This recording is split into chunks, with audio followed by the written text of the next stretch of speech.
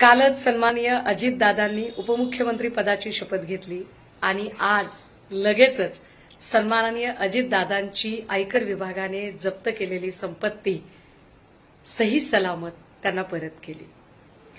खरं म्हणजे लोकशाहीच्या बळकटीकरणासाठी दादांनी जो अत्यंत कष्टाने लढा दिला होता त्या लढ्याला एका अर्थाने यश प्राप्त झालेला आहे।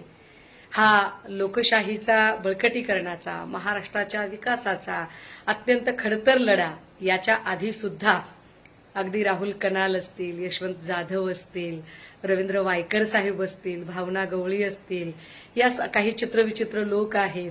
अशाही लोकांनी मोठ्या ताकदीने या सगळ्या शूरवीरांनी हा पराक्रम बजावला होता। त्या सगळ्या शूरवीरांचे खूप खूप अभिनंदन आणि त्यांचा लढा यशस्वी करण्यासाठी भारतीय जनता पार्टीने जे सगळ्या